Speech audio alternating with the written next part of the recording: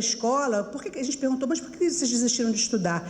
Elas respondiam, a maior parte delas, que abandonaram a escola porque não se sentiam mais motivadas a estudar. E apenas 2 dessas 41 que a gente entrevistou concluíram o ensino médio.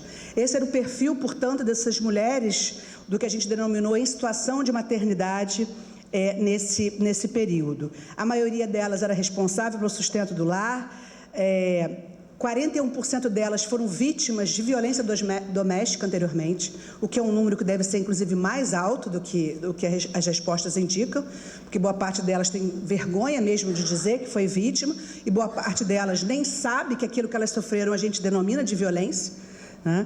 Então, chama muita atenção todo esse nível de sofrimento a que essas mulheres estavam submetidas. E 70% delas era ré-primária. A gente tem que observar também aqui, nessa relação de encarceramento, e quando envolve crianças ou maternidade no cárcere, há um grande problema que é o nosso judiciário.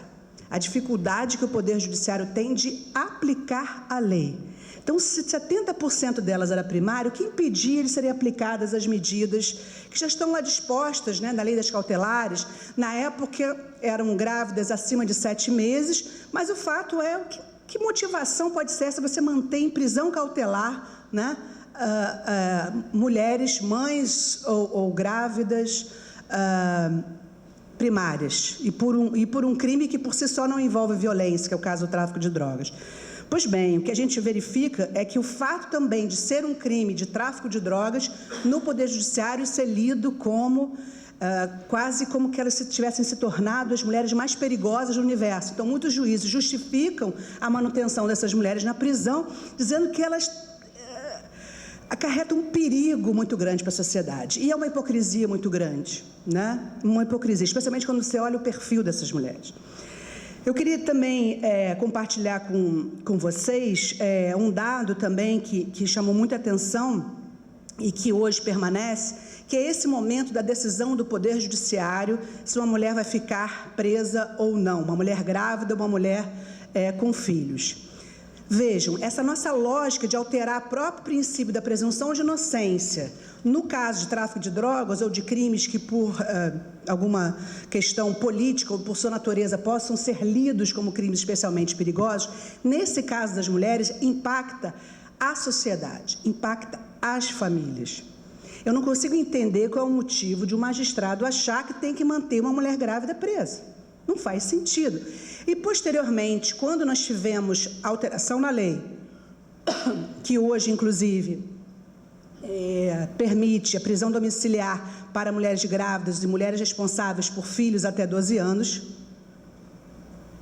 quando a gente percebe que, mesmo hoje, mudando a lei, foi necessário entrar com recurso no STF para dizer o óbvio. E, às vezes, eu explico, as pessoas não entendem. Como assim, para dizer o óbvio? Eu falei, sim, porque você tem uma lei, né? Houve uma alteração do CPP que determinou, né, que a prisão domiciliar deveria ser aplicada e, simplesmente, boa parte dos juízes não aplica o CPP. E isso obrigou a que um coletivo, né, de mulheres, de juristas de direitos humanos tenha que ter entrado no STF. E, mesmo assim, com a decisão do STF, os dados que concedeu, né, que concordou com a tese e determinou que aquelas mulheres fossem colocadas em prisão domiciliar, a Defensoria tem dados que, ainda assim, nós temos um número grande de mulheres ainda que deveria ter direito e que não recebe esse direito, ou seja, que o Judiciário nega esse direito. Especialmente quando a gente pensa quem vai ficar com aquele filho. Porque é muito fácil, né? Você, não, justiça, repressão. Mas então, quem vai ficar com esse filho? Boa parte dos casos é a própria mãe. Então, a questão, né, da mulher, a questão, né, do patriarcado. E, muitas vezes, a família também não dá qualquer apoio para aquela mulher. Então, o que a gente tem aqui é um sofrimento muito grande, o momento da separação com o filho também, o momento desses 6 meses, quando a mulher tem que entregar aquele filho, é algo de um sofrimento absurdo, especialmente quando ela não sabe com quem vai ficar aquele filho. Débora Diniz, que é uma antropóloga da UNB, tem um livro chamado Cadeia, que ela traz várias histórias que ela escutou na prisão, e ela conta que o momento que ela sofreu mais de acompanhar foi esse momento da separação. E aí também, Carolina estava provocando aqui, o direito da criança também, né? Eu sempre gosto de falar na questão das mulheres, até porque, como feminista que sou, não poderia deixar de falar, mas também é um ataque ao direito das crianças. Ou seja, sequer está se refletindo sobre que sociedade, que futuro que a gente quer dar para aquelas crianças. Ou seja, é uma ideia de pura repressão, de pura ideia de dizer que aquelas mulheres são perigosas e, inclusive, negando vários direitos existentes em tratados internacionais. Nós temos as regras de Bangkok, que não são reconhecidas. Nós temos o direito à presunção de inocência. E o que acontece com essas mulheres, especialmente as grávidas? Ficam em condições inadequadas para uma gravidez. Uma gravidez dentro de uma penitenciária é uma gravidez de risco. Portanto, o Estado está incrementando o risco, né, à saúde daquelas mulheres e à saúde dos filhos daquelas mulheres, ainda não nascidos, né? Então, é interessante também como a gente tem que chamar atenção para isso, pois se cadeia, né, é um lugar péssimo para qualquer pessoa, imaginem para mulheres grávidas, imaginem também para aquelas crianças que ficam nos primeiros meses de sua vida lá. E elas apresentaram para a gente muitas queixas sobre o tratamento, por exemplo, não conseguindo efetivar os exames regulares pré-natal, não tendo acesso a ginecologista, não tendo acesso a medicamentos, não tendo acesso ao necessário, os necessários do tipo de comida, por exemplo, que elas se alimentam. E alguns medicamentos e vitaminas que as mulheres têm direito a tomar. E aí chega, já estou fechando para a gente poder dar continuidade, mas assim, algo que me chamou muita atenção e que, embora isso hoje seja proibido por lei estadual e por lei federal, é a questão das algemas. Quando você mantém presa uma mulher grávida, o que acontece? No momento que ela vai dar à luz, que ela começa a sentir as primeiras contrações, tem um atraso enorme no momento que ela fala isso para o agente penitenciário e o momento que efetivamente aquela mulher ela é levada à maternidade. Então, várias reclamações do tipo que avisou de manhã, mas aí trocou o plantão e para com isso.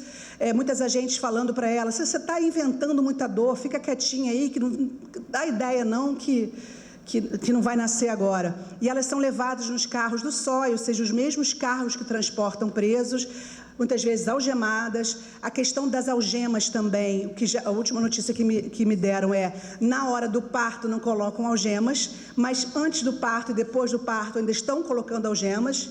Então, vejam só, a gente tem uma proibição, conseguiu avançar num direito e na hora do parto, ou logo após, ou um pouco antes, isso ainda é mantido. Essa questão das algemas é de uma desumanidade atroz. E elas contam várias histórias. 2 delas nos narraram que tiveram seus filhos dentro do transporte. Algemadas, tiveram seus filhos dentro do transporte, que é algo muito grave. Nesse sentido, também não poderia deixar de destacar o caso não sei se vocês lembram, o caso de uma presa que deu à luz numa solitária, o que levou, inclusive, ao afastamento da diretora do Talavera Bruce. A Bárbara, ela era usuária de crack, uma jovem negra com um sofrimento mental, e ela, talvez por abstinência do crack, ela incomodava muito o coletivo. E ela gritava muito na cela. E aí, de tanto incomodar, eles levaram ela para a solitária para ver se ela se acalmava. E ninguém tinha percebido que ela estava grávida, ninguém tinha feito nenhum exame para saber se ela estava grávida. Ela era muito magrinha. Pois bem, a Bárbara deu à luz a sua filha dentro da solitária. Isso é algo inimaginável. Mas é justamente essa lógica de achar que é normal prender mulheres grávidas, que é normal você separar mulheres dos seus filhos, como se o sistema penal e a lógica da repressão, ela servisse para tudo, inclusive para lidar com questões tão complexas como essas de mães que envolvem a questão de maternidade, que envolve o seu aprisionamento. Eu defendo que não só a questão da prisão provisória, a lei deve ser aplicada, mas eu defendo que a gente tenha que ter uma lei que proíba totalmente o encarceramento de mulheres grávidas. Aí podem falar, mas o tráfico vai escolher as mulheres grávidas, porque a outra lógica é essa, né? A gente fala alguma coisa que é meio óbvio, né? Para que se encarcera a mulher grávida? Aliás, para que se encarcera qualquer pessoa, né? Em primeiro lugar. Aí você pensa, para que se encarceram mulheres mães? Para que se encarceram grávidas? E aí você vai chegando no universo do mais absurdo. E, nesse sentido, que a gente deveria efetivamente lutar para... Eu sou abolicionista penal, defendo a abolição de todas as prisões. A prisão não faz bem para ninguém, mas, especialmente, eu acho que a gente tem que dar uma atenção especial para a prisão de mulheres grávidas e para a prisão de mulheres. Porque são, na maioria dos casos, se você for pegar os casos em si, por que elas estão presas, não tem o menor sentido, não se justifica aquela prisão. E aquela prisão traz efeitos para a sociedade, para a família e para elas próprias que poderiam ser evitados. Então, eu entendo que a gente tem que ir a fundo nessa questão. Também é uma questão de direito da criança, mas eu quero falar aqui também do direito da mulher, ou seja, direito dos dois, né? Da criança e da mulher. E de uma sociedade que deveria estar aplicando ou fazendo com que essas mulheres recebessem políticas públicas.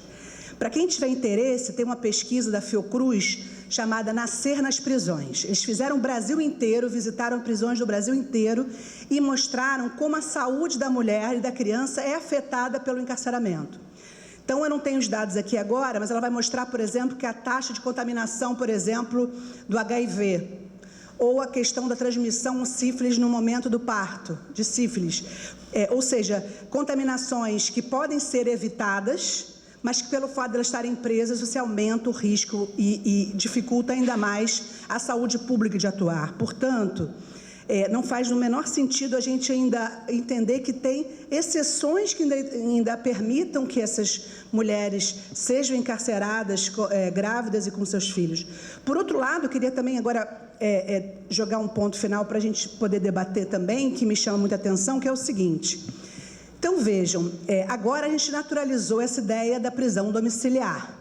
É um pouco que redução de danos, né? Bom, vamos pedir logo a prisão domiciliar, porque é o que a gente vai conseguir nesse cenário que o judiciário está cada vez mais conservador.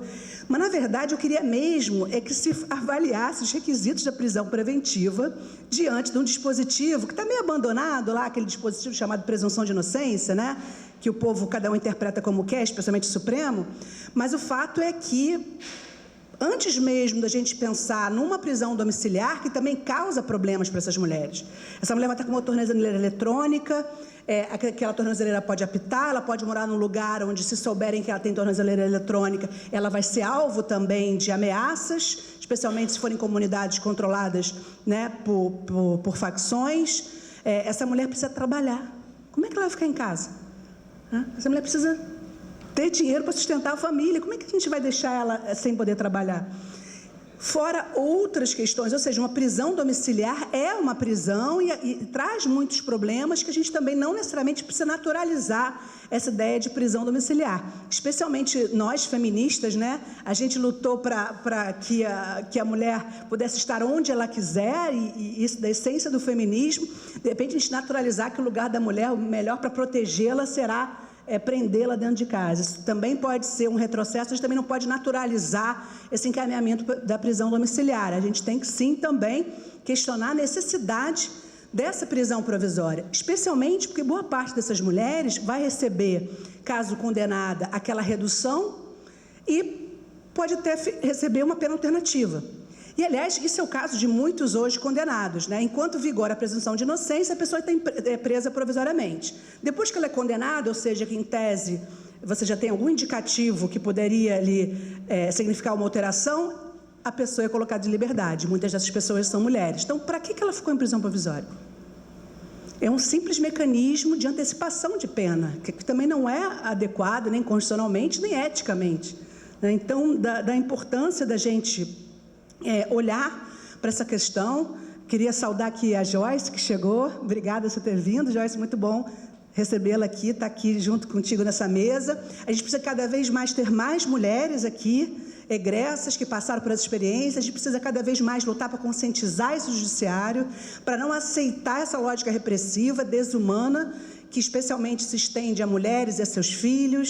Nós não poderemos aceitar essa naturalização da negação da presunção de inocência e, especialmente, nós não podemos deixar de refletir sobre que política de drogas é essa, que lógica é essa de uma segurança pública, que o judiciário se acha agente de segurança pública e não agente de garantia de direitos, né? E não poder deixar de falar o que é hoje esse debate, quando a gente achou que tinha avançado nas audiências de custódia Inclusive, muitos magistrados e magistradas dando uns pitacos por aí que me dá vergonha. Né? O que é audiência de custódia? Que, inclusive, muitas mulheres delas se beneficiam. Você avalia as condições da prisão em 24 a 48 horas e, claro, você mostrando que tem filho já significaria evitar que aquela mulher pudesse ficar mais tempo, ela já deveria logo ser encaminhada para a prisão domiciliar, mas agora nós temos juízes e juízas que acham, primeiro, que isso é inconstitucional, né? Estão precisando ler um pouquinho aí de direito internacional, direitos humanos, Constituição, alguma coisa assim. Inclusive, eu sugeri hoje no Twitter que algumas pessoas lessem. Mas, acima de tudo, é uma questão de humanidade. E eu acho que a gente tem que reivindicar, nesse tempo de barbárie, reivindicar a humanidade, reivindicar o direito que essas mulheres têm, o direito que os presos têm, o direito que a sociedade tem, né? De ter uma perspectiva de redução da violência, não de incremento da violência, de ampliação de direitos e políticas públicas, e não redução de direitos e redução de políticas públicas. Essas mulheres têm que estar amparadas por políticas sociais, por creche, por acesso à educação, por acesso à moradia, política de saúde, e não estarem encarceradas, inclusive porque o custo desse encarceramento é muito superior ao que poderia ser, inclusive, gasto, entre aspas, com essas famílias, no sentido de protegê-las e de alguma forma, tornar ou efetivar direitos que já são reconhecidos formalmente pela lei, mas que a gente já achou normal ser negados. Então, vamos aí para o debate. Eu agradeço a atenção de vocês e a importância da OAB estar nessa discussão e também saudar tantas mulheres na mesa, mulheres ocupando o espaço da OAB. Isso é muito importante, que a gente continue ocupando todos os espaços. Obrigada. Menos a prisão. Antes de passar a palavra, Joyce, por favor, venha compor a mesa, pegar o seu lugar.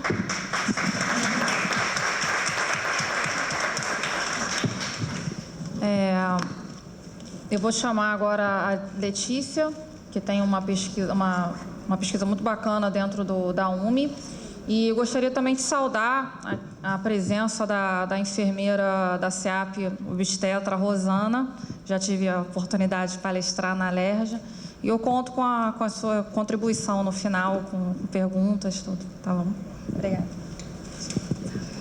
Boa noite. Se me dê licença, eu vou falar daqui, acho mais confortável.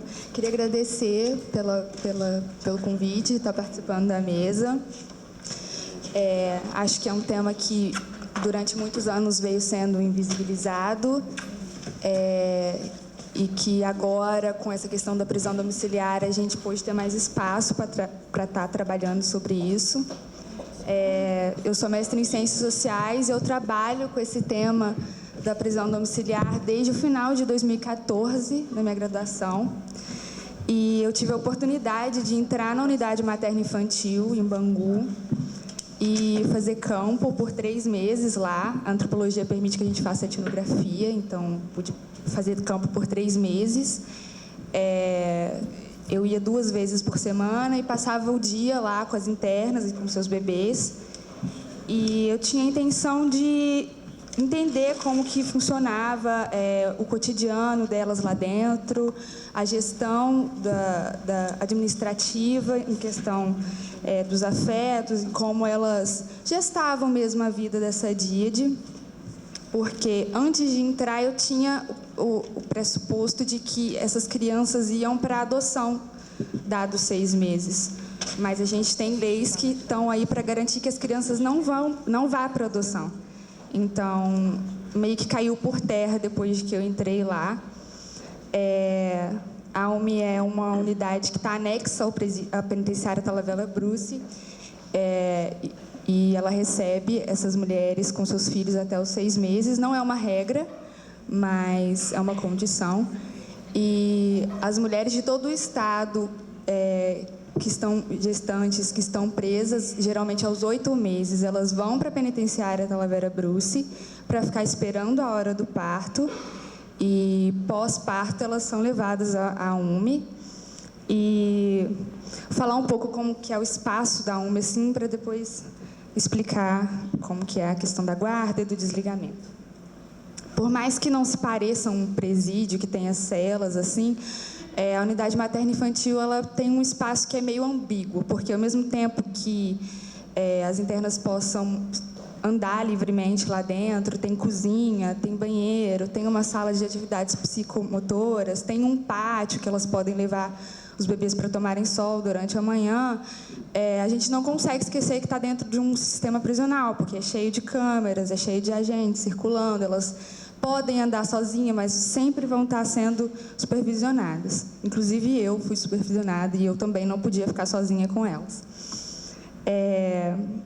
E aí, a gente tem a unidade materno-infantil como um lugar que está garantindo alguns privilégios, digamos, para os bebês e para as mulheres também. O exemplo é a amamentação. A gente tem muitas leis e legislações que colocam o direito da amamentação. E é isso que a UME tenta fazer e tenta ressocializar a mulher enquanto mãe lá dentro. E aí é uma questão que eu acho que, quando eu vi, foi até muito bacana. E acho até que é importante eu dizer que esse meu campo foi em 2016. E hoje em dia já tem outra administração, então eu não sei se as regras são as mesmas, se funciona do mesmo jeito. Então, tudo que eu falar e os exemplos que eu der foi da época que eu fiquei fazendo campo lá.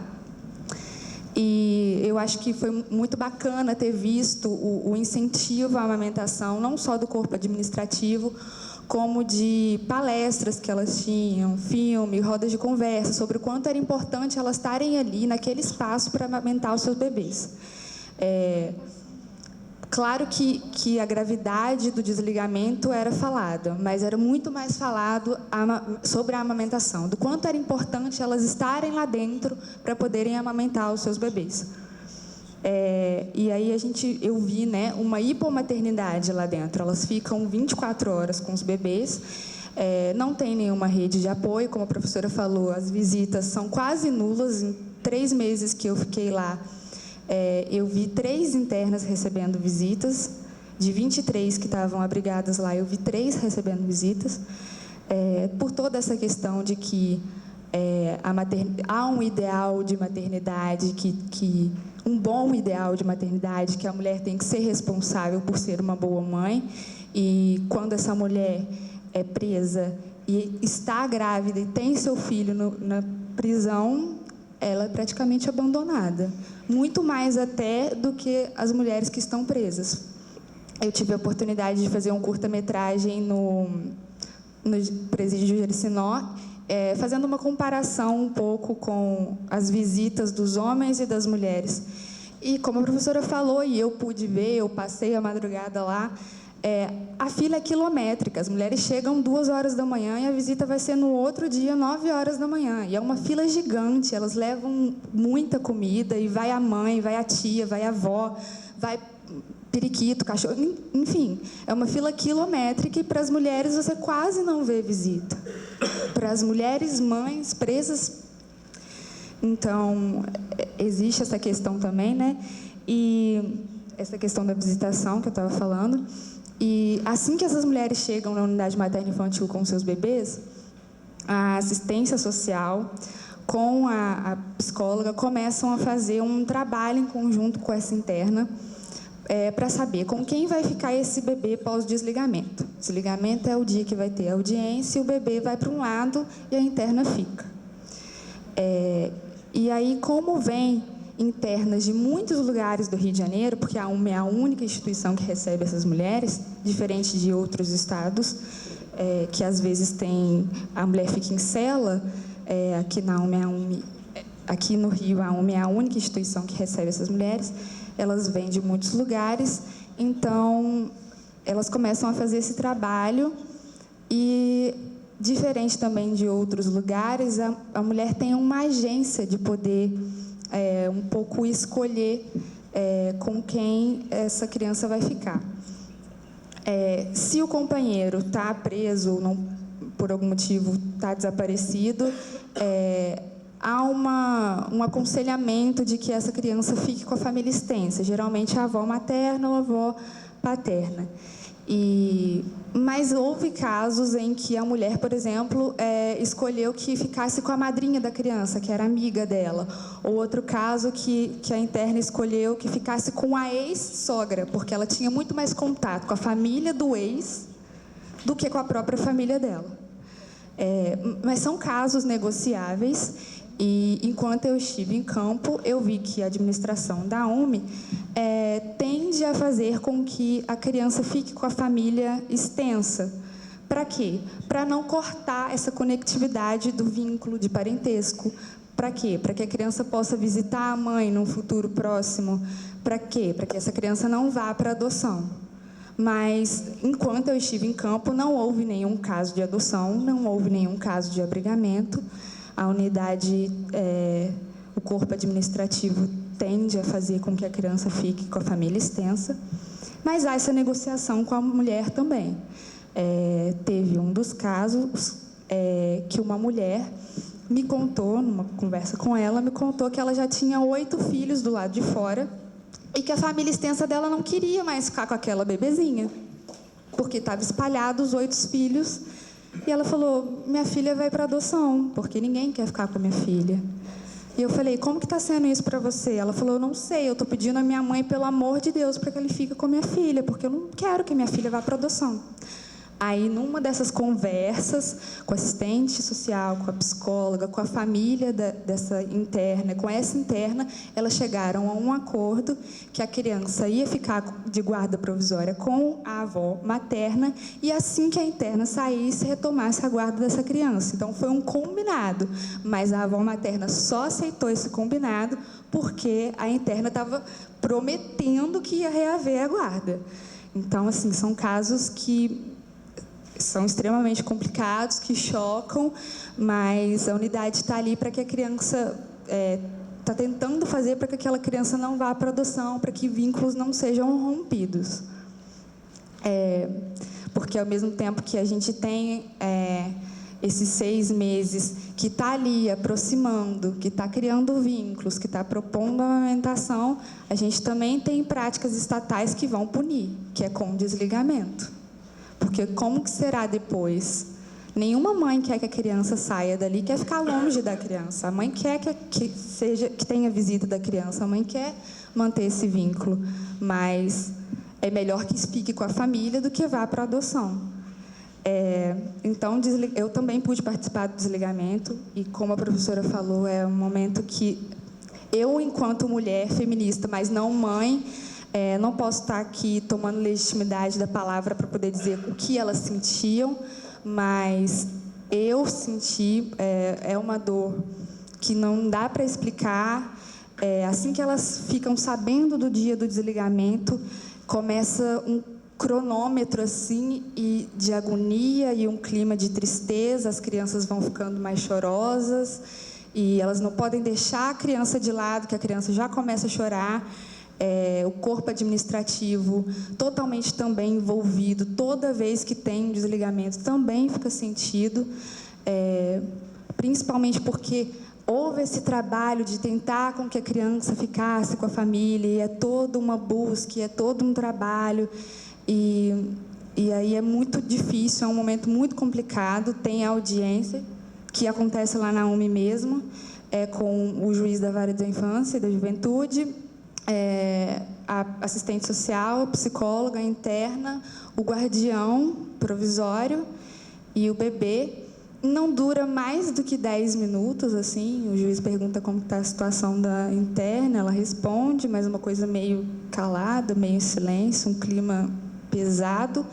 E ela assina o papel da guarda provisória, e aí literalmente o guardião pegando a criança, passa por um lado do portão da grade do presídio e a mãe fica do lado de cá, e a criança vai chorando no colo do guardião e a mãe vai chorando do lado de cá. É literalmente isso, é uma cena que acho que a mãe não precisava estar passando, o bebê não precisava estar passando, e envolve toda essa questão que a professora já falou, que é a prisão domiciliar, porque, enfim, são 6 meses que, ao mesmo tempo, estão ali garantindo a amamentação, entram em choque a todo momento o direito da mãe e o direito da criança, e o que é melhor para um, o que é melhor para outro. Mas, no fim das contas, dado o desligamento, ambos sofrem. Não tem como não deixar que isso não aconteça, assim. E, para não prolongar muito, Eu acho que é importante a gente estar pensando, igual a professora falou, e vou continuar dando nas minhas pesquisas sobre como é a prisão domiciliar e fazer um pouco de levantamento. Na época que eu estava na UME, as mulheres sequer sabiam desse direito, eu também não sabia. Acaba que é um direito que é seletivo.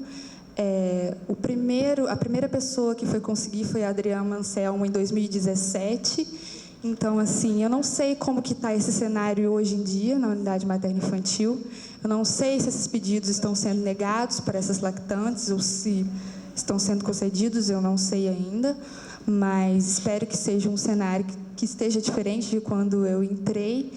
E espero que a gente possa estar falando mais disso, debatendo mais isso, discutindo e trazendo à tona essa questão que, por muito tempo, foi muito invisibilizada e hoje, a passinho de tartaruga, a gente está podendo abrir os olhos para poder enxergar um pouquinho mais como que está sendo esse cenário para essa DID, e acho que é isso.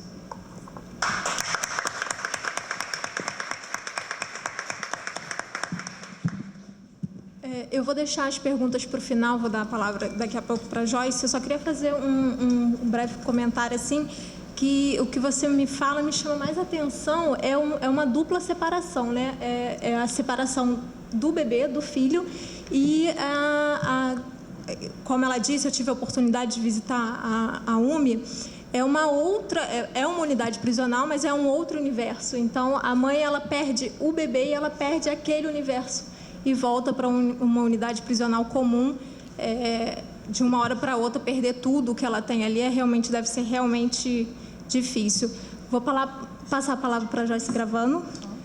Fica à vontade, tem 20 minutinhos. Boa noite. Primeiro, desculpa pelo atraso, mas é que eu vim de São Gonçalo, dei aula até tarde, e aí não consegui chegar aqui antes. Eu sou Joyce Gravano, pedagoga, ativista de movimentos sociais, principalmente de mulheres negras encarceradas, e ex-egressa do sistema prisional do Rio de Janeiro.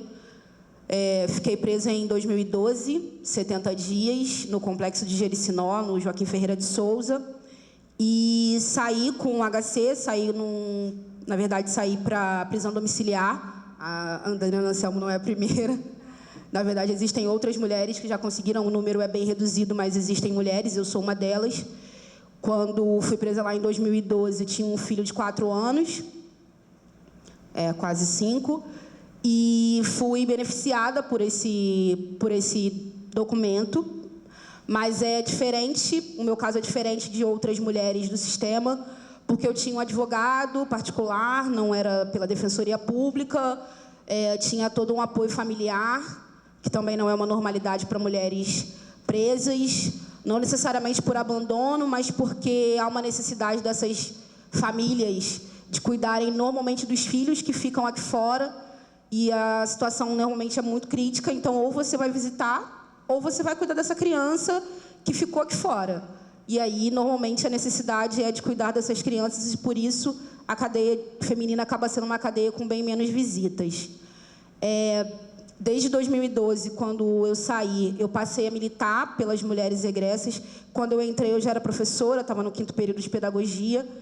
E quando saio, termino o meu curso com o tema de educação carcerária e começo a estudar e entender como é que esse presídio recebe essa mulher e como ele trata essa mulher nesse processo, e principalmente mulheres grávidas e mulheres que já são mães. Hoje, não existe um número oficial de quantas mulheres presas a gente tem no estado do Rio de Janeiro. Quantas mulheres presas que são mães, né, e grávidas. Não existe essa contagem.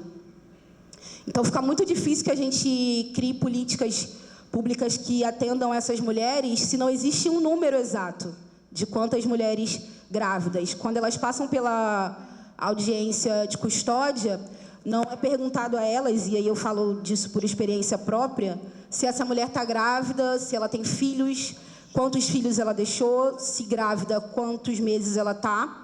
Então, o Estado não se interessa muito por essas mulheres. Elas passam a ser um problema quando elas precisam ter os filhos e o Estado precisa se organizar para que essas mulheres vão para algum lugar para ter seus filhos. E nessa análise, e nesses estudos que a gente faz, eu tenho 2 coletivos que lidam com mulheres egressas e com familiares de egressas, a gente já tem algumas vitórias, como o parto sem algemas, né? Lembrando que esse parto sem algemas ele só acontece exatamente no momento da expulsão, porque antes essa mulher está algemada e no momento em que o feto é retirado, ela é algemada novamente. Então, só o momento da expulsão é feito sem algemas. E são muitas questões a serem levantadas. Eu fiquei só 70 dias presa, então não deu tempo nem de receber visitas, porque todo o processo para receber visitas é muito difícil. Mas eu não queria a visita do meu filho, não era algo que eu queria, porque o sistema penitenciário não é adequado para ninguém. Eu não acredito que a maioria das mães queira estar com os seus bebês depois que eles nascem, porque encarcerar uma criança que não escolheu estar presa. Então, eu acho que no primeiro momento é a gente pensar que processo é esse que encarcera mulheres no Brasil hoje? Que prisão é essa que a gente tem para receber essas mulheres? O Complexo de Jericinó não é um presídio que foi feito para receber mulheres. Em sua estrutura, no seu corpo de trabalho, não é um presídio para receber mulheres, muito menos mulheres grávidas. Tem uma enfermeira ali, eu já vi ela falar em outro momento, e pode falar melhor que eu, porque eu não passei pela parte do hospital. Mas as mulheres que estavam comigo e estavam grávidas e não estavam no Talavera, que é onde essas mulheres deveriam estar enquanto grávidas, elas estavam no Joaquim. Eu fiquei 70 dias, essas mulheres não foram em nenhum momento visitar um médico.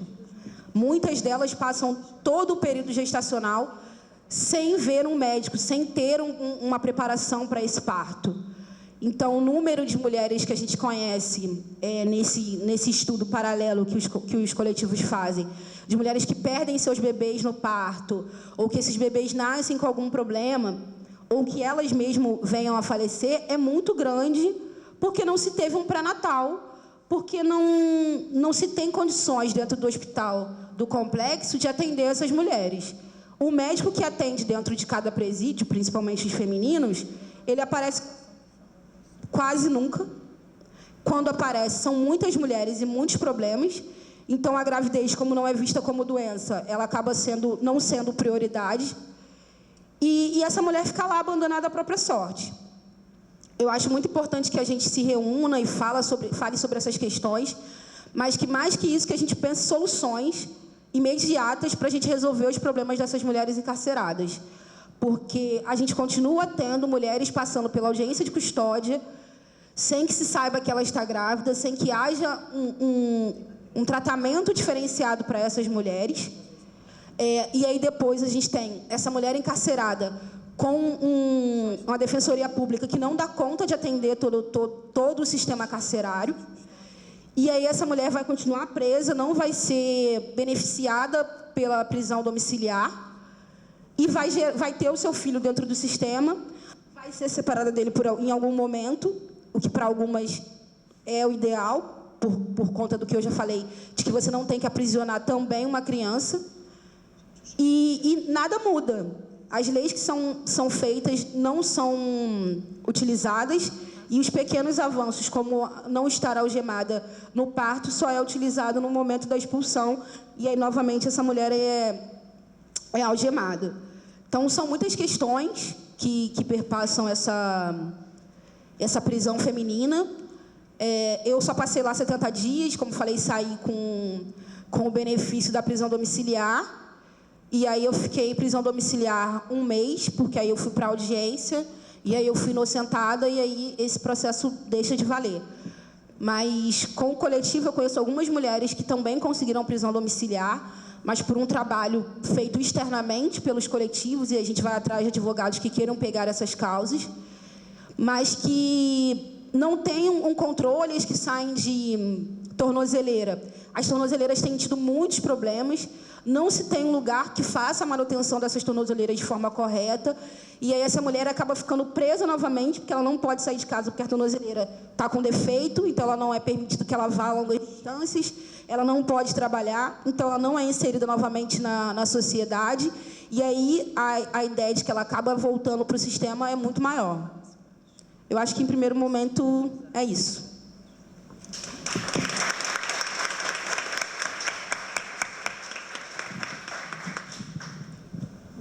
Bom, obrigada, Joyce. A gente tem algumas questões aqui problemáticas que foram levantadas, né? Uma delas foi a Luciana Boatê falando sobre como o Poder Judiciário se posiciona para, de certa forma, tentar obstar essa prisão domiciliar. Eu até comentei com ela, posteriormente à palestra, que, além de alegar o caráter, a gravidade abstrata do delito, inclusive, no habeas corpus que eu entrei, eu ainda tive que escutar que eu tenho que fazer prova efetiva que o filho depende da mãe. Realmente é uma coisa bem difícil a gente provar algo tão natural e tão óbvio. A Joyce destacou bem a relação dessa contagem efetiva e o controle real. Tenho que lembrar vocês que depois que foi reconhecido o encarceramento feminino desde 2015 no Plano Nacional de Política Criminal Penitenciária, esses dados são muito novos, tá? Inclusive a reinserção na delegacia, colocar lá se está grávida ou não, essa falta de material que tem na audiência de custódia para fazer o exame e destacar também essa falta de estrutura que a gente tem do Estado até para efetivar a manutenção do monitoramento eletrônico. Enfim, os problemas são bastantes aqui, as dificuldades são inúmeras. Eu gostaria de abrir para pergunta e também fica livre o debate até entre os próprios membros da mesa. Tá? Cadê o microfone?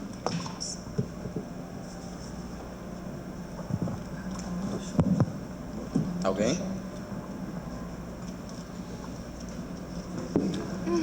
Isso aí. Todo mundo Alguém abre. Alguém inaugura. Vergonha. Alguém inaugura. Obrigada. Boa noite a todas as pessoas presentes. Eu sou Rosana Correia, sou responsável técnica pela saúde da mulher no sistema prisional. Vou fazer algumas considerações e vou perguntar também. Está aqui na mesa. Vocês não me convidaram. É o próximo evento, então. Já está convidado. Na verdade, eu me convidei, né? Porque eu vi o folder e acabei me convidando. Eu estaria hoje numa reunião de preparatório para mestrado, mas eu preferi estar aqui do que estar lá. Muito obrigada. Na verdade, eu vou estudar exatamente essa questão. Eu posso ficar aqui? Dá licença. Que eu gosto de olhar para as pessoas também. Eu vou estudar exatamente essa questão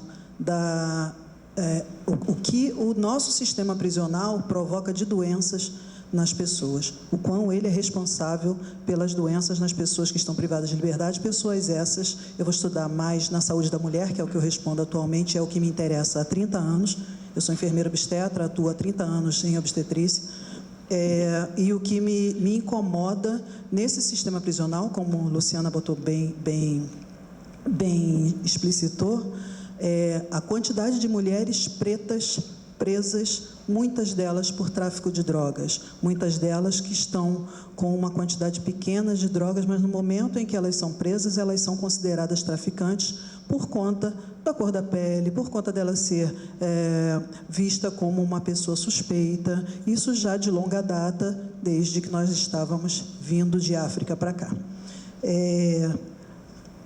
A Luciana, eu acho que você não citou a quantidade em porcentagem de mulheres que estão ainda em prisão provisória, né? E nós temos hoje 45% das mulheres que estão presas estão em prisão provisória. Elas não estão respondendo pelos delitos, estão aguardando julgamento e continuam presas. Pois não, Luciana? É superior até a média nacional. Esse percentual de mulheres em prisão provisória é superior à média do Infopem geral, é de 30%. Sim. E isso pelo último Infopem que você citou de 2016, que foi divulgado em 2018. Eu estou há pouco tempo na saúde da mulher do sistema prisional. Eu trabalhei por bastante tempo no hospital penitenciário, no hospital psiquiátrico penal. Depois vinha trabalhar nos ambulatórios, e o que me incomodava também é que a enfermagem não trabalhava, e a saúde em geral, não só a enfermagem, que a enfermagem não trabalha sozinha, deveria ter um médico em cada unidade, não temos. Então a enfermagem é responsável por muitos dos atendimentos nesses ambulatórios.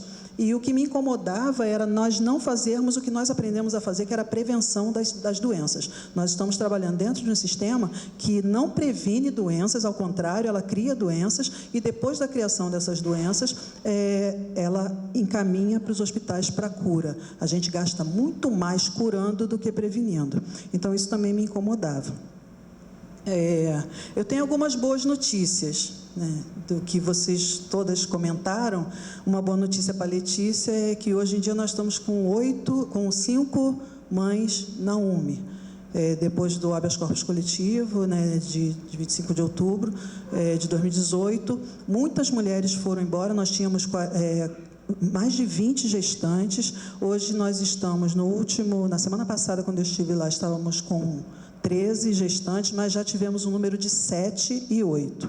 Hoje em dia, na UME, somos 5, com crianças ainda pequenas, ainda não chegaram aos 6 meses. E isso também é uma outra questão que causa doença às mulheres. Essa separação, eu pude encontrar uma mulher 10 anos separada do seu filho, que ainda ela estava cumprindo pena, e cada vez que ela falava da criança, lágrimas aos olhos, e ela totalmente deprimida. Então, assim, isso também é um fator de criação de doenças. E aí eu saio do sistema penitenciário e vou falar só sobre a obstetrícia. Não sei se vocês já ouviram falar sobre a esterogestação. A gestação, ela dura dentro do útero materno por 9 meses. Após esses 9 meses, a criança não nasce completa. Nós não somos animais.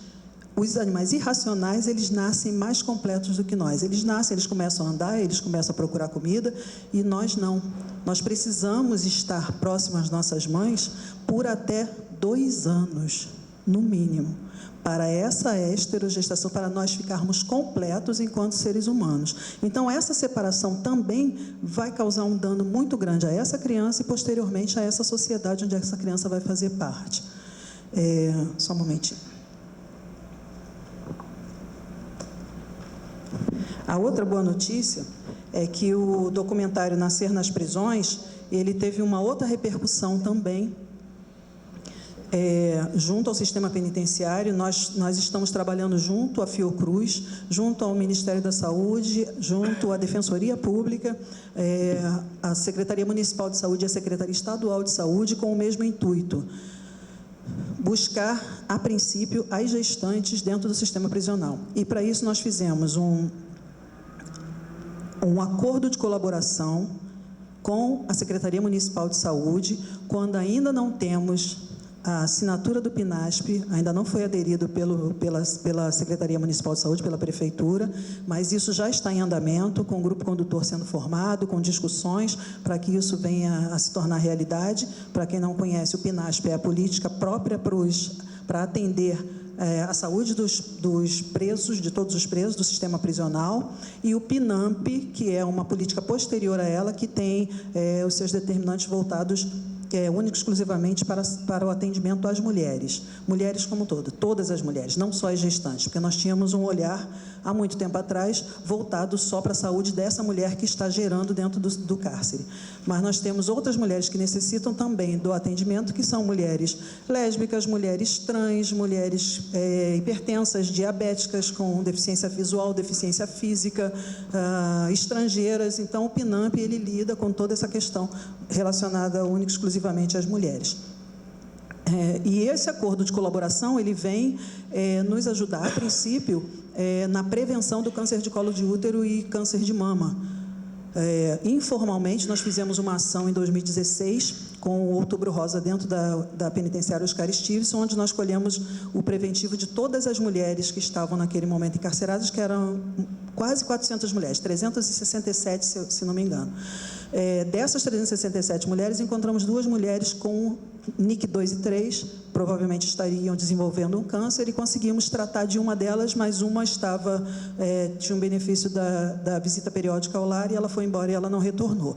Então, conseguimos fazer o que a gente sabe fazer, que é prevenir doenças. Depois desse evento, houve uma visibilidade um pouco maior das mulheres dentro do sistema, e nós conseguimos chegar mais próximo à prefeitura e chegar mais próximo ao Estado de Saúde, a Secretaria Estadual de Saúde e Municipal de Saúde, para que nós fizéssemos um trabalho mais efetivo. Depois disso, conseguimos chegar junto à Fiocruz, e hoje em dia nós estamos com a implantação de um novo projeto dentro dessa penitenciária, a iniciar pela porta de entrada. Na porta de entrada já se busca se essas mulheres estão gestantes ou não. Isso também é uma boa notícia, né, Joyce? Nós estamos buscando, já no momento em que a mulher é detida e chega para a audiência de custódia, ela faz testes rápidos de sífilis, HIV, de gravidez, e se ela tiver sintomas respiratórios, ela colhido o escarro também para saber da presença de tuberculose ou não. E no primeiro mês que nós tivemos essa ação, nós identificamos uma única mulher com sífilis e uma única mulher também com HIV.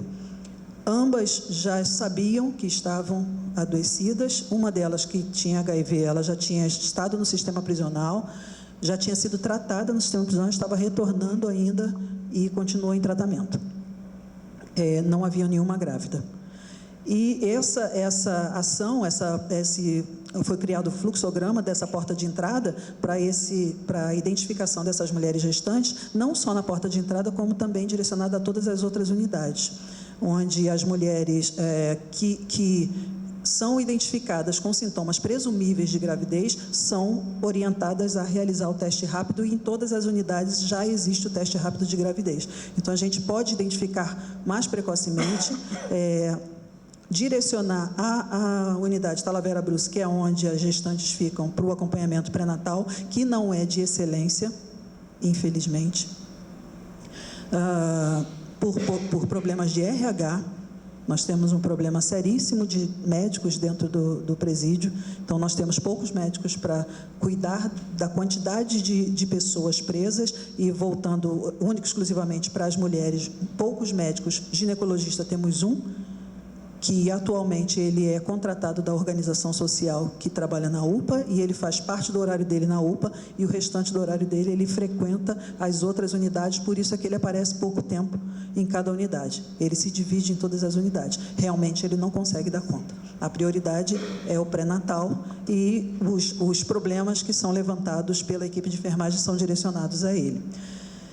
Mas, independente disso, né, o nosso fluxograma está identificando não só as mulheres grávidas, como as mulheres com sífilis, e a gente pode, com isso, reduzir a quantidade de crianças que tenham sífilis por conta dessa gestação contaminada por esse agente.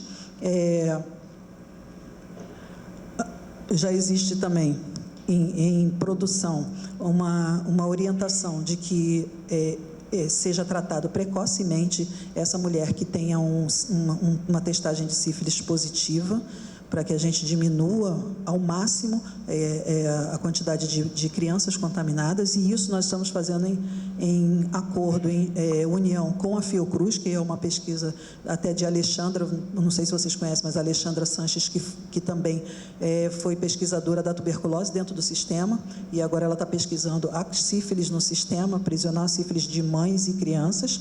E a gente tem, dentro dessas ações, tentado melhorar essa qualidade de assistência. Hoje em dia, nós estamos com quase 54 mil pessoas privadas de liberdade, com um efetivo de profissionais da área técnica de saúde de 460, se não me engano, profissionais. Então, é humanamente impossível a gente conseguir fazer um trabalho de prevenção. À medida que a gente consiga aumentar o número de profissionais e uma adesão a essas políticas que já existem e que elas precisam sair do papel para que a gente consiga atuar e prevenir as doenças dentro do sistema, a gente vai ter um sistema carcerário um pouco melhor relacionado à saúde. Nós precisamos mesmo que tenhamos um desencarceramento, né? Porque a gente tem um encarceramento em massa e a gente sabe muito bem quem são as pessoas encarceradas, que são as pessoas que eu costumo dizer que são 3P, que são pretos, pobres e periféricos. Então, essas pessoas é que são encarceradas porque o filho da juíza que foi preso com muita droga, ele não é traficante, ele foi solto. Eu, se for presa com 2 centímetros de droga, não sei nem a quantidade, eu vou ser tida como traficante. Então, a gente precisa olhar com mais rigor para essa questão do encarceramento, para depois conseguir resolver as questões de saúde dentro do sistema. Eu acho que era isso.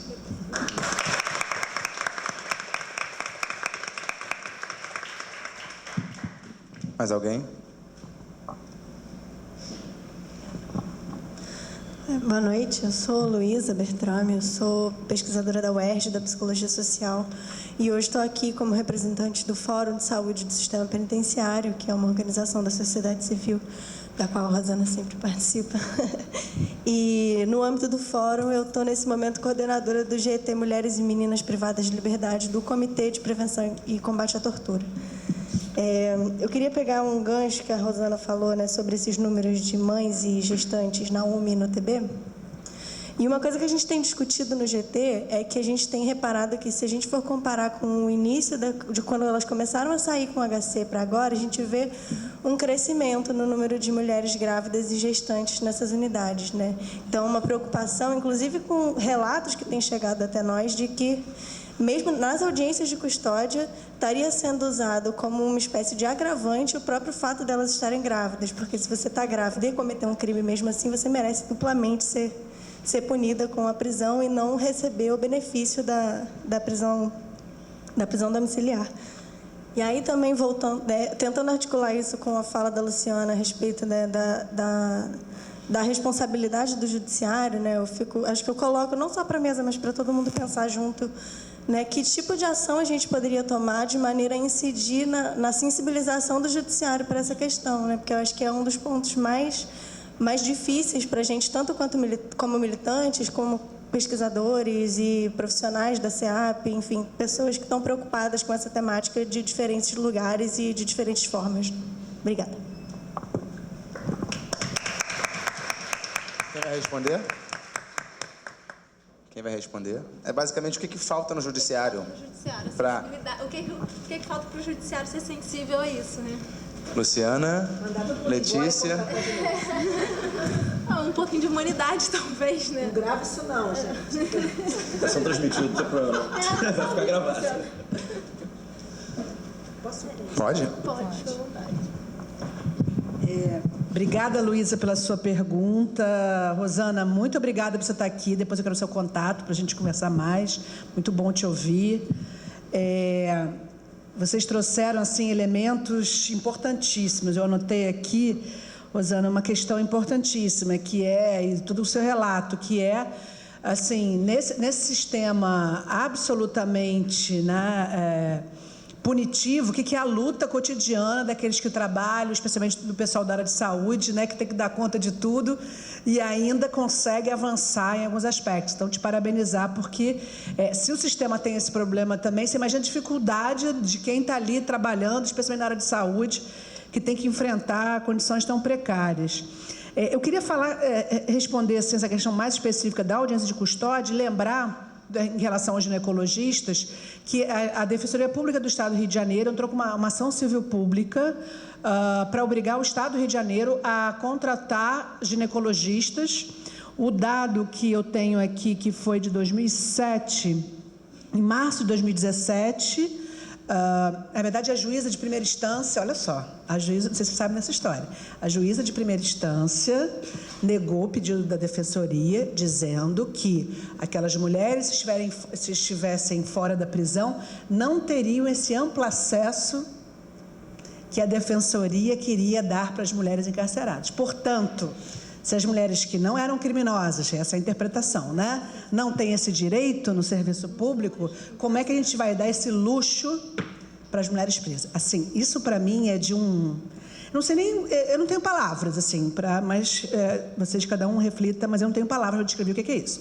O fato é que houve o recurso e a Câmara Cível deu razão à defensoria. Depois eu nunca mais escutei falar. Eu acho que depois era bom a gente tentar obter essas informações. Também a OAB pode ser uma dica para... Porque é o seguinte, possivelmente o Estado recorreu, né? A gente imagina, mas talvez tentar alguma tutela de urgência, não sei, ver com a defensoria o que pode ser feito, porque isso, de fato, de não ter um ginecologista é algo absurdo. Porque, na verdade, se o Estado escolhe manter aquelas mulheres presas, ele tem obrigação com essas mulheres. Enfim, agora, essa juíza que deu esse tipo de declaração, realmente ela presta um desserviço. Isso, para mim, seria até motivo de um CNJ, por exemplo. Eu sei que a gente tenta ir num limite tênue, né, de você também achar que tudo é motivo de... né, o CNJ contra o juiz está virando moda. Mas, assim, eu acho também que a gente tem que tomar medidas. Aí, o que a gente pode fazer para provocar o judiciário, Luísa, é um pouco constranger. É constranger, porque, assim, se deixar como está... vai piorar muito, que eu não sei se vocês estão sabendo, mas até, por exemplo, nessa onda de retrocessos que a gente está vendo, né, hoje está para ser votada a reforma da Previdência, que vai dificultar a vida de muita gente, especialmente aquelas pessoas mais pobres, e as mulheres que da classe baixa são as mulheres negras, estão mais representadas e serão as mais afetadas por essa reforma da Previdência. Mas vocês imaginem o que está rolando e que a gente não está sabendo. Uma das últimas notícias que eu soube é que estão questionando o parágrafo 4º do artigo 33, que é o que permite reduzir a pena. Então, boa parte das mulheres hoje é beneficiada. Isso foi muita luta também, que originalmente a lei eles quase não aplicavam, esse parágrafo 4º. Hoje, se acabarem com esse parágrafo 4º, que é o tráfico privilegiado, essas mulheres vão ficar mais tempo presas. Então, é algo muito grave. E a questão das audiências de custódia, eu estou num grupo que está tentando articular junto com o Tribunal de Justiça, tem o pessoal do ISER, tem a Defensoria, tem o pessoal da PUC, vários grupos estão se articulando para justamente dar um apoio na saída dessas mulheres na audiência de custódia. Eu não estou acompanhando as audiências em si, mas o que vocês falam, e aí não sei, Luiz, esse dado de onde veio, do crescimento de umas mulheres presas. Você diz que não estão sendo soltas na audiência de custódia, é isso? Ah, tá. Esses dados quem tem é a Defensoria Pública. Mas eu tenho uma explicação para isso também, né? Na verdade, o que o Tribunal de Justiça está fazendo, eles mudaram o juiz responsável, e assim, de acordo com quem eles indicam, não sei se advogados, meus colegas sabem muito bem do que eu estou falando, então se eles acham que um juiz está soltando muito, então internamente já vão lá e substituem por outro, ou seja, você cria uma audiência de custódia que é para não funcionar. Então, talvez valha a pena a gente pegar esses dados e tentar ver, e eu acho que tem que ser um chamado à responsabilidade, sim. Constranger, porque não é possível que a gente tenha direitos garantidos em lei, e eu não sei qual é o problema de alguns magistrados que realmente ultrapassam as suas funções. Eu estou falando aqui, né, o juiz está lá para cumprir a lei, o juiz não está lá para dizer que a audiência de custódia não funciona, ou o tribunal não pode nomear um juiz que seja mais linha dura para deixar essas mulheres mais tempo, essas pessoas, homens e mulheres, mais tempo presos. Mas o que me preocupou muito foi um jornal da Globo, tem uma semana atrás, foi uma informação de São Paulo, que dizia o seguinte, depois do HC do Supremo, as quadrilhas de tráfico estavam escolhendo mais mulheres, e mulheres grávidas e com filhos, porque sabiam que elas iam ficar em prisão domiciliar. Não faz o menor sentido. Mas isso foi vinculado pela Rede Globo, e aí tinha juiz e promotor, eu quase perguntei, qual é a tua metodologia? Porque é isso, né? A gente que pesquisa tem que mostrar dados, tem que submeter à banca, e chega um juiz e uma promotora falaram uma aberração dessa. Eu falei, mas vem cá, você foi entrevistar o traficante para saber disso? Qual é a base dessa sua afirmação? A Globo comprou. Aí entrevistaram a Defensoria Pública, uma defensora de São Paulo, que ela é ótima, a Ana, e ela lá tentou explicar, olha, isso não é verdade. Então, olha o que está acontecendo. O que foi um avanço no reconhecimento de direitos está sendo vendido, e a mídia comprando essa história, de que aquilo, o fato de ser garantido o direito das mulheres faz com que o tráfico use mulheres. É aquela mesma regra, então se você mantiver a maioridade aos 18 anos, o tráfico usa, como se houvesse uma análise, né, uma racionalidade, sei lá, criminosa, que ele fica interpretando a lei e fala, bom, essa lei aqui, se mudar, isso aqui eu vou... Né, um planejamento estratégico anual do crime, né, de acordo com a legislação estabelecida. Ninguém nunca conseguiu, não existe isso, mas as pessoas afirmam como se fosse verdade. Então, assim, eu acho que a gente precisa estar atento a isso, a gente precisa, sim, fazer um trabalho de incidência. É difícil, porque boa parte do judiciário está convencido, e não adianta você falar diferente, mas especialmente eu acho que tem um desafio que é a defesa da audiência de custódia. A defesa de audiência de custódia hoje, que está sob ameaça também, tem um decreto legislativo do zero, sei lá das quantas, um dos 3 filhos, para suspender a resolução do CNJ que cria as audiências de custódia. E isso vai ter um impacto nas mulheres, porque a questão, a gente sabe como funciona, até marcar uma audiência, aí não, espera a prova de acusação, e vai. O tempo que as pessoas ficavam em prisão provisória antes da audiência de custódia era muito maior. Você obrigando, ainda que com um juiz linha dura, você obrigando a pelo menos a ter uma avaliação concreta daquele caso, a ser feita a pergunta se há, por exemplo, se sofreu tortura, assim, os retrocessos são muito grandes, mas eu acho importante a gente entender que esses retrocessos, eles vão impactar, certamente irão impactar, como já essa reportagem da Globo já mostra, né, o encarceramento feminino. Então, se a gente conseguiu avançar um pouco com essa decisão do STJ, vai vir ameaça. E quem vai estar ameaçado mais serão as mulheres negras, serão as mulheres da periferia, as mulheres que estão ali nos espaços de maior vulnerabilidade social.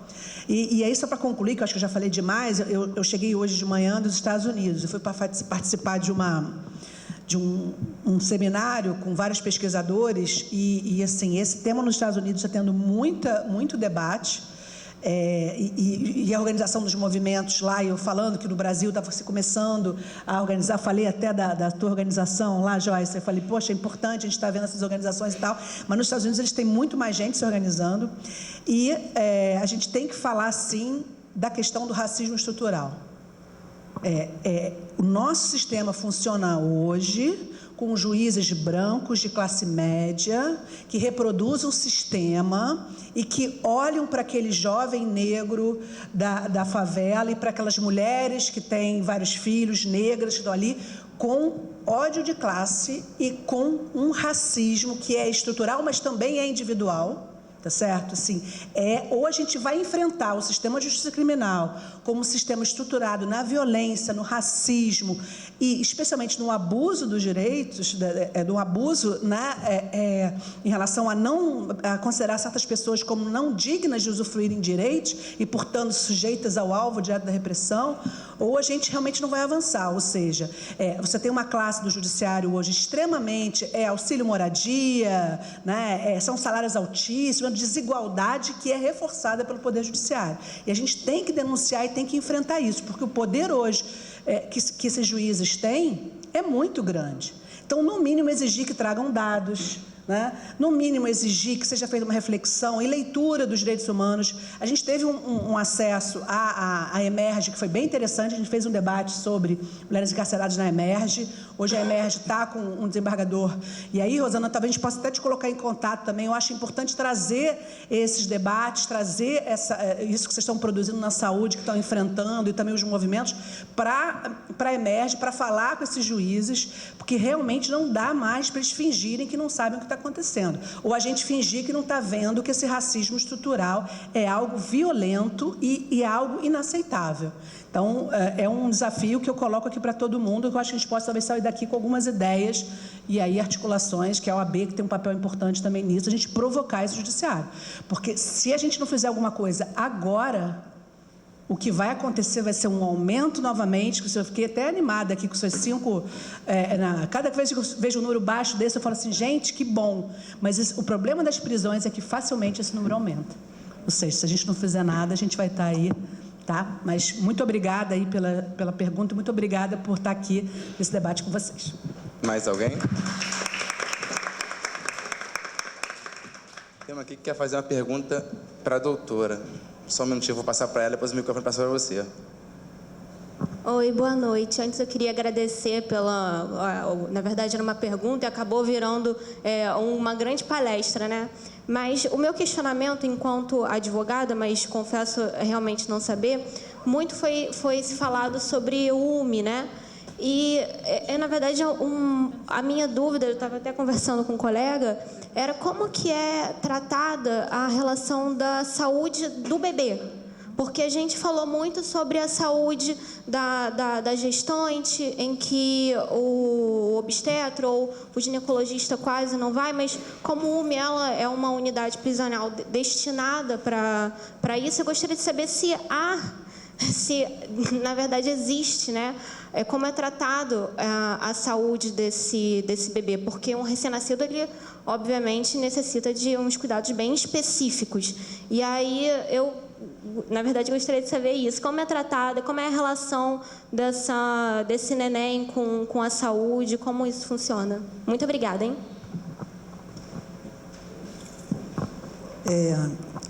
A unidade materno-infantil, ela tem em seu corpo de saúde 3 técnicas de enfermagem e 3 pediatras.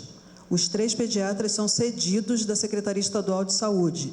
No sistema prisional, na SEAP, nós não temos pediatras, mas elas 3 foram cedidas da Secretaria Estadual de Saúde para o atendimento a esses bebês.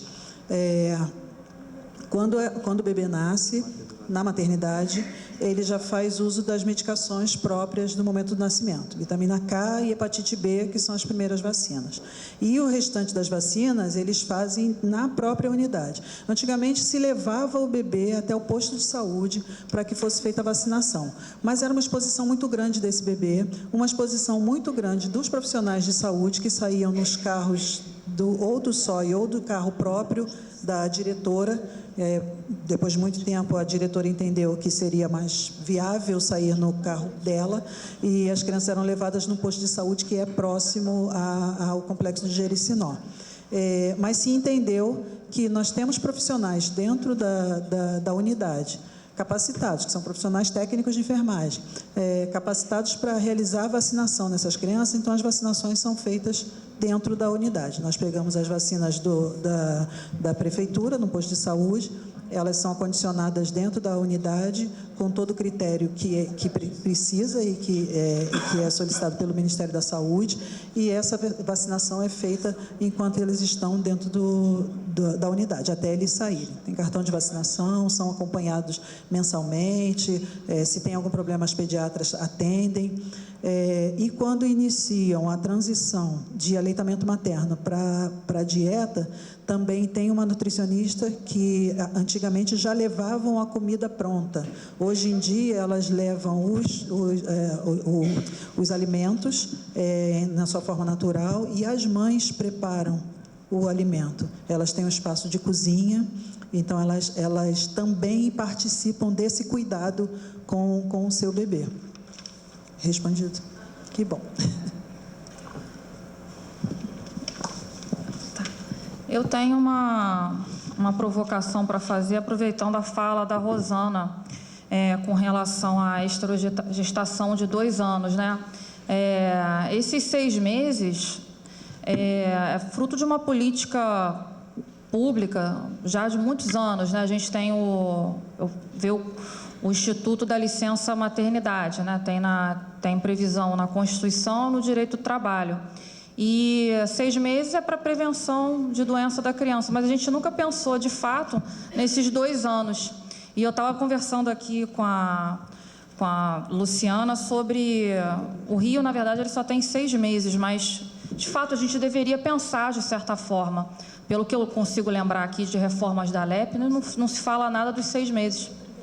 Não tem essa inovação. Então, acho que falta estudos nesse sentido, até propostas de lei para a gente aumentar para 2 anos, né? Deixa eu passar aqui para a Luciana.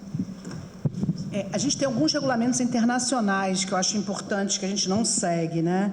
Tanto as regras de Bangkok, então as regras mínimas de tratamento de prisioneiros e prisioneiras. Temos também princípios e boas práticas para a proteção das pessoas privadas de liberdade nas Américas, é um documento interamericano. Por exemplo, no caso aqui, diz que é proibido a adoção de medidas de isolamento a mulheres grávidas, ou seja, algo que não deveria ocorrer. E também a ideia de instalações especiais. A gente está falando da UME, aqui no Rio de Janeiro tem a UME, que é uma referência, mas na maioria dos estados brasileiros não há sequer uma unidade materno-infantil. Salvo engano, são pouquíssimos estados que têm unidade materno-infantil. E também essas regras definem que devem ter instalações especializadas para essas mulheres em situação de maternidade. No caso também, qual foi o outro que eu separei aqui para mostrar para vocês? Tem um... E, na verdade, em alguns países, eu participo de um grupo, uma rede de pesquisa internacional sobre mulheres encarceradas. Em alguns países, por exemplo, na Bolívia, não estou dizendo que a Bolívia seja um exemplo, tá? Mas só para vocês refletirem. Na Bolívia, as crianças ficam com a mãe dentro da prisão até... pode ficar até adolescentes. Elas saem da prisão, vão para a escola e voltam para a prisão. É algo estranho para a gente, né? E não estou defendendo que isso seja a regra, mas assim, dentro do que se entende na Bolívia, essa é uma forma de se proteger a criança, se proteger a mãe também. Ou seja, a mãe não tem com quem deixar, a maioria é muito pobre. Especialmente na Bolívia, você tem também uma pobreza muito grande. Então, as crianças ficam com as mães dentro. Eu, particularmente, acho que a gente não deve ampliar o tempo da criança ficar com a mãe, não. Eu penso que a gente tem que trabalhar, sim, em medidas de desencarceramento acima de tudo. Especialmente, e ainda que a mulher seja condenada a penas altas, enquanto ela está grávida, ela deveria ficar fora da prisão e ela vai cumprir depois. Assim, na Itália, por exemplo, é proibido uma mulher grávida ser encarcerada. Aí vocês podem falar, então o tráfico vai utilizar... esse tipo de argumentação não deve servir para impedir que a gente reflita sobre efetivamente, especialmente se o crime é política de drogas. Porque pensam só, você criminaliza o uso de certas substâncias e a venda e a produção a pretexto de proteger a saúde pública. E aí, para proteger a saúde pública, você prende pessoas, aí você prende mulheres grávidas. Então, o que é uma gravidez de risco, que é uma gravidez dentro de uma prisão, né, Rosana? Não sei se você também concorda com essa análise. Aí vai se trabalhar, se você está criando outros mecanismos que podem levar ao risco, inclusive, daquela gravidez. E para aquela mulher de estar ali na situação E Letícia conta o dia a dia das mães ali, naquela situação também, aquela hipermaternidade, de repente ela perde. Isso também é uma punição. A leitura que a gente tem é essa, que deixar uma mulher lá, ficar com seu filho para alimentar e depois abruptamente retirar aquela criança é uma forma de punir a mulher. E o patriarcado quer punir essa mulher. A gente tem pesquisas também que vão mostrar juízes que aumentam a pena porque a mulher está grávida ou porque a mulher ela é mãe. Do tipo, aquela mulher não se adaptou aos padrões, né, que o patriarcado, o papel social de uma mulher no patriarcado, que é se comportar, ficar direitinho, bela, recatada do lar, sim, senhor, cuidar dos filhos, não reclamar. Então, assim, como isso é reproduzido de uma forma muito violenta no sistema penitenciário. Acho que isso é importante lembrar. Eu vou devolver a palavra para Isabelle para fazer as considerações e encerrar o evento. Na verdade, as considerações finais vou deixar para o nosso presidente. Rosana, não vai embora, tá? Que eu quero falar com você depois. Por favor. A gente vai fazer agora na verdade, fazer o sorteio, não, avisar quem foi sorteado dos livros, que já fizemos sorteio aqui eletronicamente. Não sei se todos estarão aí. É só pegar aqui com a gente. Lucas do Nascimento Cordeiro. Acho que não, acho que vai ter que fazer outro sorteio, hein? Diogo Macruz. Verdade. Não é marmelada isso não. Bárbara, não consigo ler o sobrenome. Bárbara. Tem mais uma Bárbara? Ela já saiu. Já saiu também? Ewers. Tem outra Bárbara. Suelen Silva de Araújo. Serve Xará.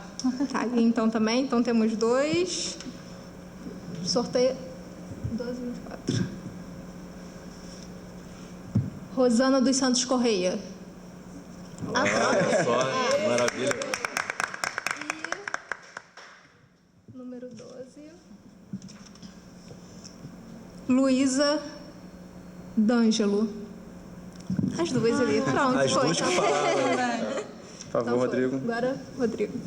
Bom, pessoal, Eu gostaria de agradecer as falas brilhantes, né, valorosas e, como sempre, a professora Luciana Boatê foi minha professora também. Essa fala sempre crítica e necessária, né? Chamar a atenção também a fala da Joyce, gravando, com a sua experiência, né, muito emocionante. Também a materialidade trazida pela Letícia. Rosana, também gostaria de agradecer a sua presença aqui, os seus dados, né, importantes.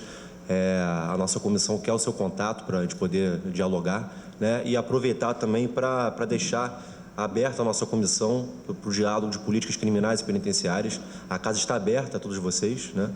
E um desejo também que a gente tenha cada vez mais pessoas que vivenciaram a situação de cárcere, né, a situação prisional, que elas estejam sentadas cada vez mais aqui nessa mesa, né, podendo palestrar, a gente poder ouvi-las, né, não só das suas experiências também, mas também de outras áreas do direito, enfim, de outras ciências também, porque a gente fica muito voltado apenas a essa questão de política criminal, penitenciária, e só falar das experiências das pessoas que foram encarceradas, mas elas também têm voz para falar sobre outros assuntos também, é importante que se diga isso.